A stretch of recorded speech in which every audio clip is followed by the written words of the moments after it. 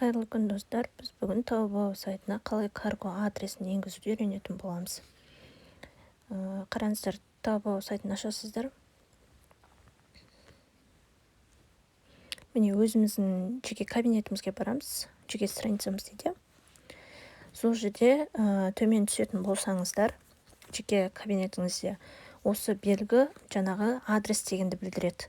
Немесе жоғары жақта, оң жақта настройканы бассаңыздар, осы ең бірінші жазу адрес дегенді білдіреді. Қараңыздар, қайта көрсетемін, міне осы жазу адрес дегенді білдіреді. Осыны басасыздар.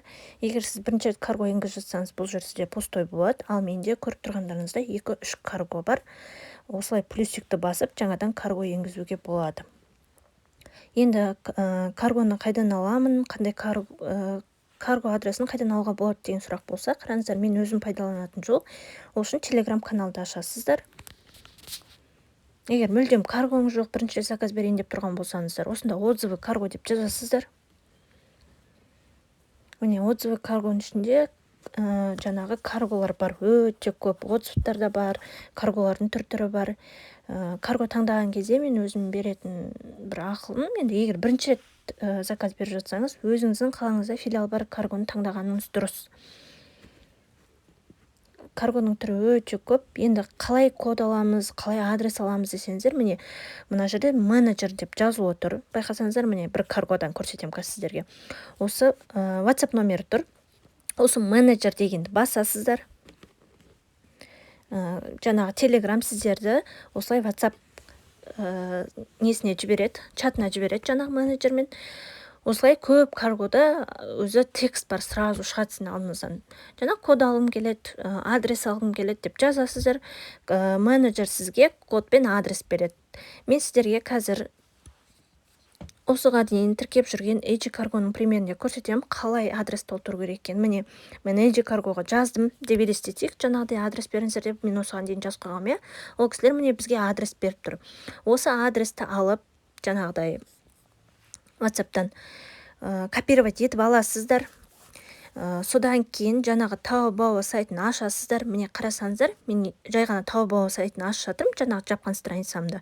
Енді осылай сіздерге автоматом жаңағы өзі адресті көшіріп береді. Осы жерде разрешить вставку дегенді басасыздар. Содан соң осы жазуды бассаңыз, Taobao приложениесінде осылай адрес шығады. Енді бұл жерден сіз өзіңіздің каргоңызға қарай дұрыстап шығасыздар. Мысалы, AG Cargo'сында біз Өскемен деп жазуымыз керек, егер Өскеменге заказ беретін болсақ, филиалға байланысты. Мысалы, егер басқа қала болса, басқа қала. Карго адресті қалай береді, дәл солай толтырып шығасыздар. Тағы бір айта кететін жайт, адрес толтырып болғаннан кейін өзіңіз үшін жаңағыдай адрес толтырған адресіңізді скриншот жасап менеджерге тексертіп алсаңыз болады, жаңағы дұрыс толтырмағаныңызды.